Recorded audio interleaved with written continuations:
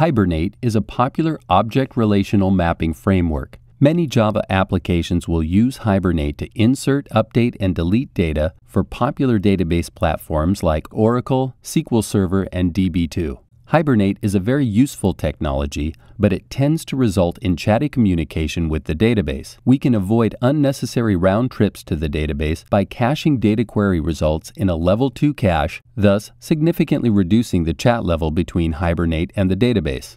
Reducing database chatter may significantly decrease the response time of application requests. In our demo scenario, we have chatty database calls that result in an average application response time in excess of 4 seconds. We will add a GemFire level 2 cache to reduce average response time from 4 seconds to 1 second.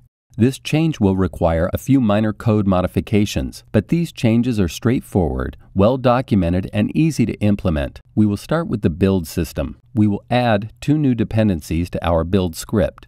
This XML snippet will download and install the GemFire L2 cache in our custom application. Next, we will modify our Hibernate settings. 2 new properties are needed, one to tell Hibernate that we want to use second-level cache and another to specify which second-level cache we will use. In this case, we will specify GemFire as our second-level cache of choice. The last change involves our code. We need to add @cacheable and @cache annotations to any tables that require caching.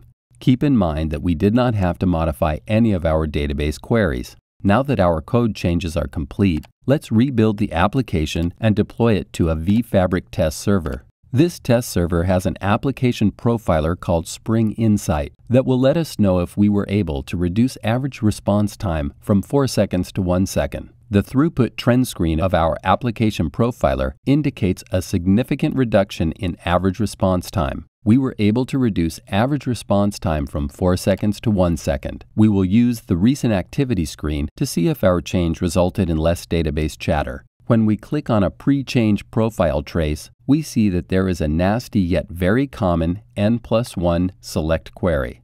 Not only are we selecting product data, for each product record returned from this query, we are executing 2 additional queries. In this case, our top 50 product screen will result in 101 database queries. When we click on a post-change trace, a single query is still made to ensure that the data in the cache has not been changed. But since the cache data is up to date, the subsequent 100 queries are not executed. The extra 100 queries was the difference between a 4-second and a 1-second average response time.